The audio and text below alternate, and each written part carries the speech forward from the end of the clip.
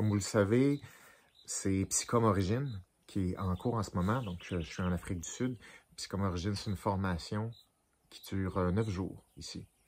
Les gens sont amenés à relever des défis quotidiens dans la nature, des défis de type survie, des défis de type, je dirais, interaction avec les animaux, avec l'environnement. Mais fondamentalement, ce que c'est que je me sers d'un environnement sauvage pour cibler des habiletés psychologiques, des habiletés émotionnelles, cognitives.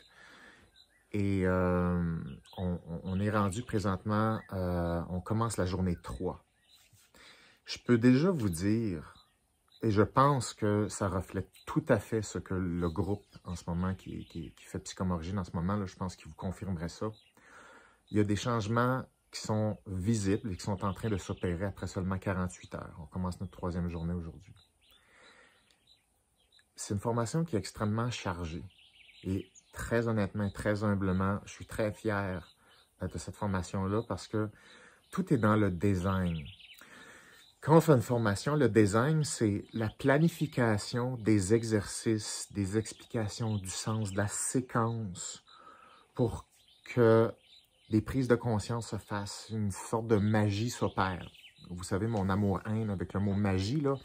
Magie dans le sens de quelque chose qui ressort, qui apparaît, qui devient conscient. OK, ça, mettons, cette magie-là, celle-là, je l'aime. Celle-là est faisable. OK?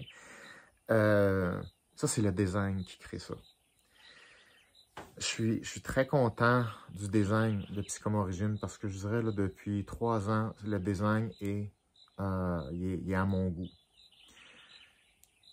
Aujourd'hui, c'est une journée qui est spéciale pour les gens en ce moment parce que c'est une journée qui est vraiment focusée sur eux-mêmes.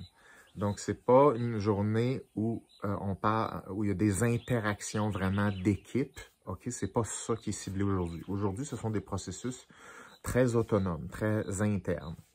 Les gens vont être amenés à passer une nuit complète, seuls, dans la brousse, dans la nature, et avec tous les risques que ça comprend. Donc déjà, après 48 heures, ils sont équipés à faire ça.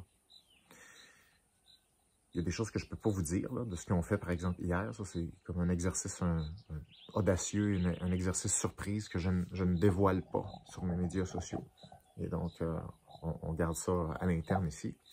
Mais aujourd'hui, c'est ce que j'appelle la nuit solo.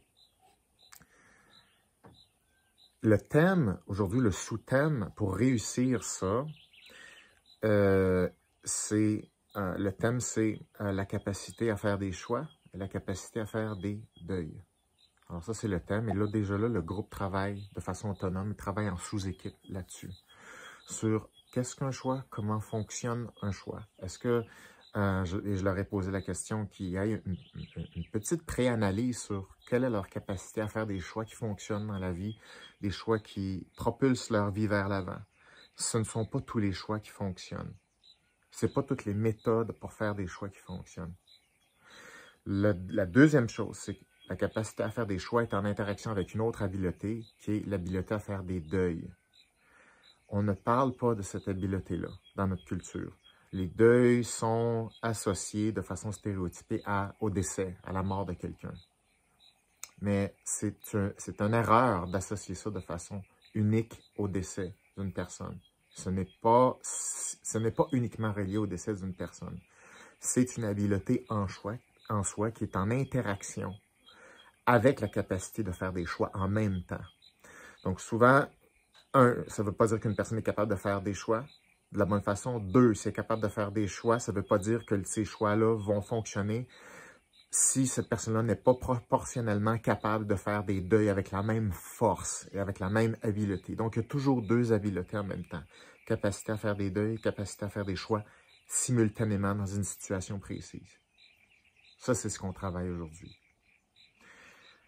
Et cet après-midi, là, ils ne le savent pas encore, mais cet après-midi, je vais les forcer à faire des deuils, faire des choix. Donc, je vais limiter le nombre d'items avec lesquels ils vont devoir partir dans la forêt. Et Donc, comme dans la vie, il y a des contraintes. Il y a des facteurs qu'on contrôle, il y a des facteurs qu'on ne contrôle pas.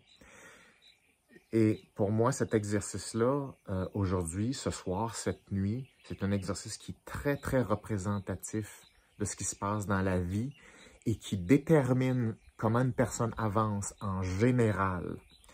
Donc, on va cibler ça et on va tester ça aujourd'hui. Évidemment, je vais les aider, je vais leur donner des outils pour bien réussir ça.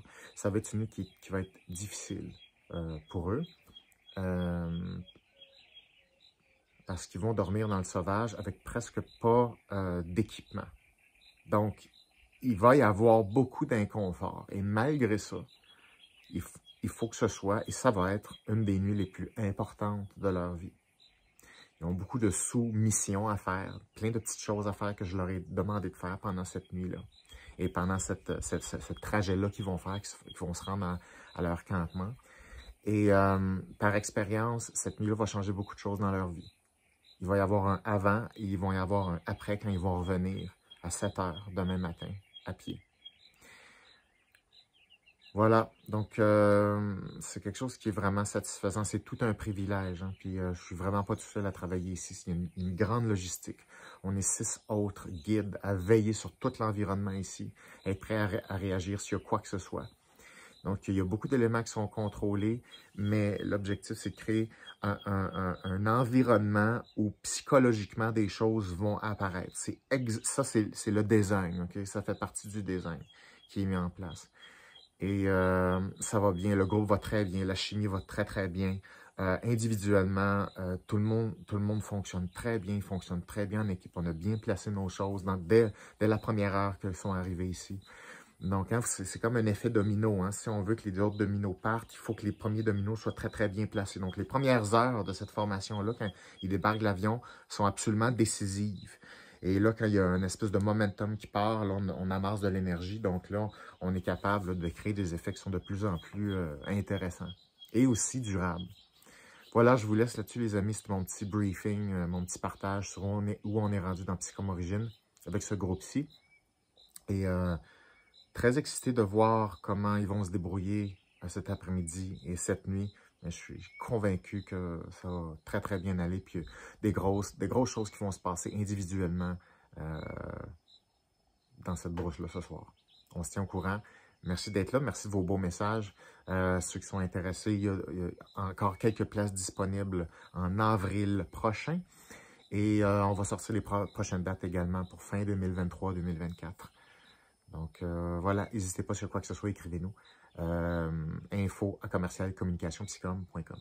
Merci, bye.